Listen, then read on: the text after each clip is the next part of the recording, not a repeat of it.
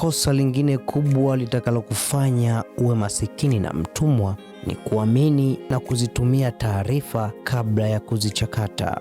Hapa nitamnukuu Mohamed Dewji. Katika moja ya mazungumzo yake amewahi kusema kwamba uongo unapanda kwa lifti wakati ukweli unapanda kwa ngazi. Uongo unasambaa kwa kasi kubwa sana ukilinganisha na ukweli. Uongo una nguvu kubwa sana kwenye hii dunia. Taarifa za uongo, propaganda za uzushi ni mwingi sana. Unahitaji kuchukua tahadhari kwa kila unalolisikia.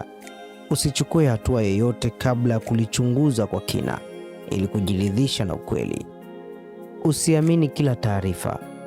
Pokea kila ujumbe, lakini uchague upi wa kuuamini na upi wa kuukubali. Jenga maswali kwa kila hoja. Jua sababu kabla ya kukubali au kukataa jambo fulani. Alafu jambo la mwisho, tilia mashaka katika kila ujumbe.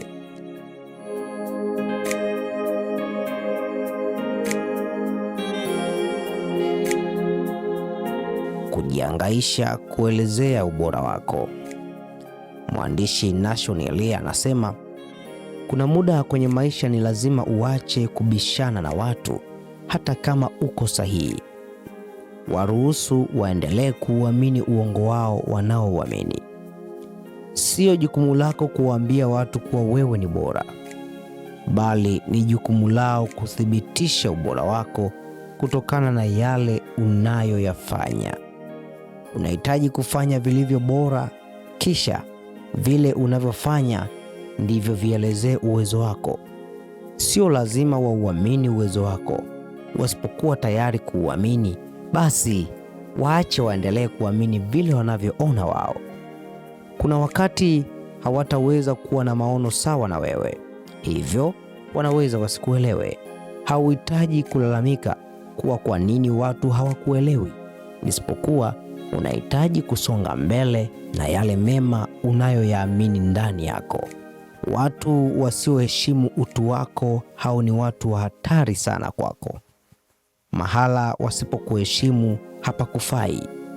Usipoteze muda wako mahali ambapo hawako tayari kukupa thamani sawa na mchango wako.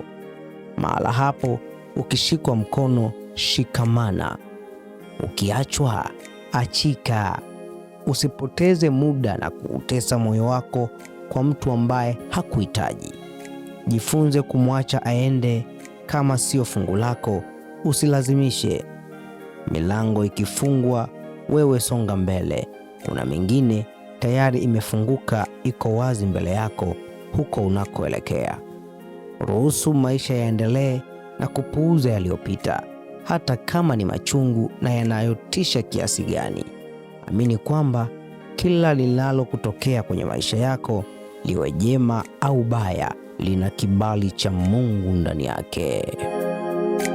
Hii imekuwa ni sehemu ya mfululizo wa makosa yatakayokufanya uwe masikini na mtumwa, kwa maandiko ya Nashon Elia na kwa simulizi ya sauti halisi na nadhifu ya kwangu mimi Yosia Emmanuel. Usisahau kusubscribe, kulike na kushare, lakini pia weka komenti yako kwenye kila tunachokiweka. Usiache kufuatilia sehemu inayofuata. Salia na Mwenyezi Mungu, kumbuka utatimiza ndoto.